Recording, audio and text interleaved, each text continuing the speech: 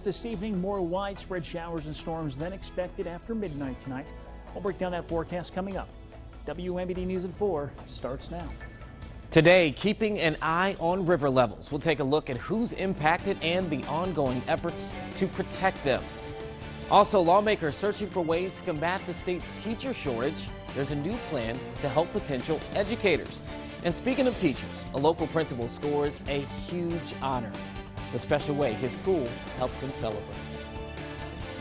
Well, we have a verdict in the Kirk Zimmerman murder trial. Thanks for joining us this afternoon. I'm Eugene Daniel. A jury has found Zimmerman not guilty of killing his ex-wife Pam back in 2014. If you've been following the trial, you know that during the 18 days of trial, prosecutors claim Kirk Zimmerman committed the crime out of greed and hate, pointing out unpaid child support payments. Well, defense pointed out bad police work, and coming up on Wmbd News at 5, we'll hear from the state's attorney and Zimmerman's defense team. Well, turning our attention to rising river levels, all barge and towboat traffic has been docked in Peoria. The Coast Guard closed the Illinois River from Lakin down to Kingston Mine, and the Army Corps currently predicts the river will not drop below 27 feet until Friday, so the boats won't be allowed to move until then. Essentially the levee system that protects a lot of the shoreside infrastructure. When it gets to the river of that height, it goes close to the top of the levees, and with any wake that would come off of the vessel traffic, it would further impede that and further cause issues in terms of water coming over and potentially weakening the levee system themselves.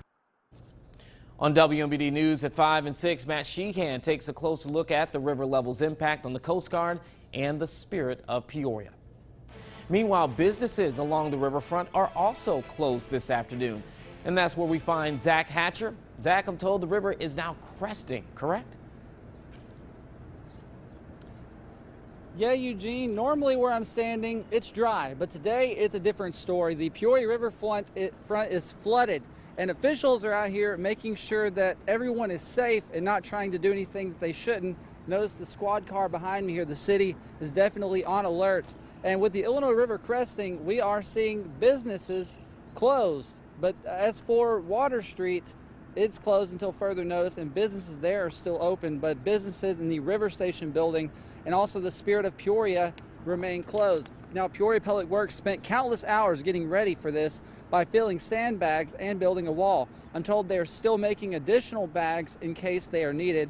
But on a lighter note, city officials have been monitoring the river, and they say it could be worse.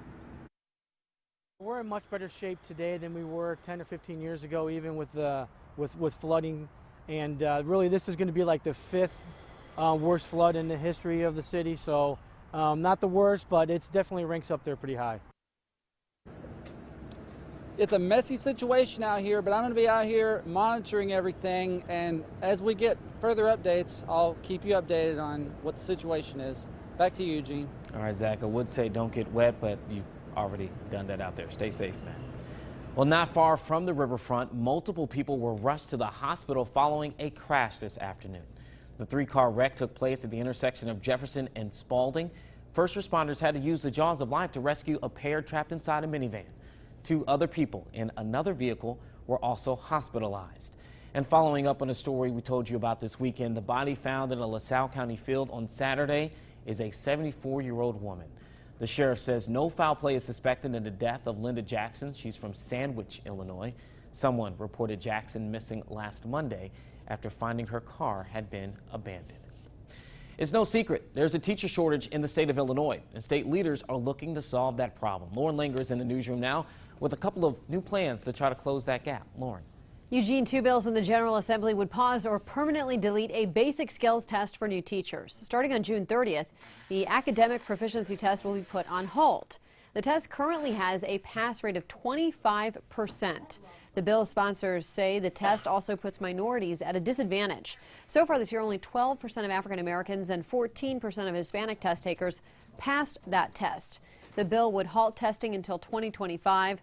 Those in favor say this move will not lower teaching standards. Eugene. All right, Lauren, staying in our state capital, Governor J.B. Pritzker says he and lawmakers have agreed on a plan to legalize recreational marijuana.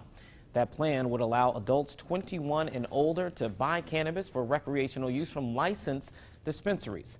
People living in Illinois, so residents could possess 30 grams and non-residents 15 grams.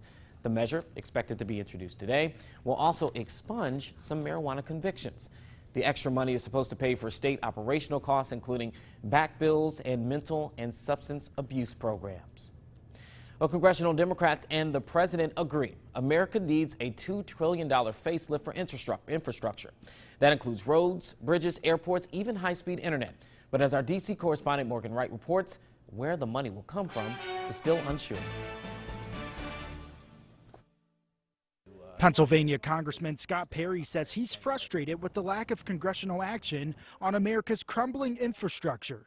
Have had no hearings on what needs to be done. Perry serves on the House Transportation and Infrastructure Committee. He says it's time for Congress to come up with an infrastructure plan of its own that we can afford and that people can support. Both the White House and all of us want to get something done on infrastructure in a big and bold way. Last week, Democrats led by Senator Chuck Schumer met with President Trump at the White House. The Democrats went in asking for a $1 trillion plan and came out with more. The president was eager to push it up to $2 trillion. But Perry has concerns about how to pay for it.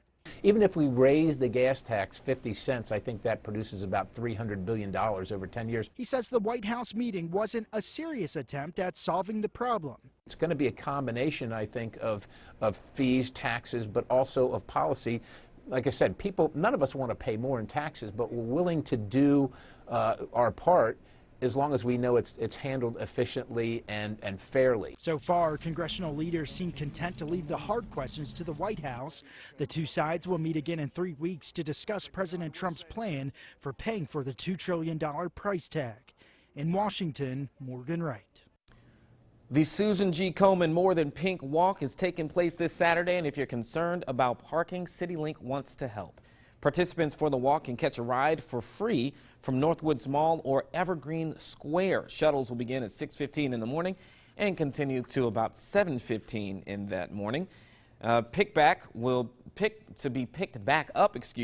that'll take place immediately after the race ends. Now, CityLink will also provide free shuttles from the Metro Center to the 2019 Peoria Fine Art Fair at Tower Park. That'll be from 9 o'clock in the morning until 2 p.m.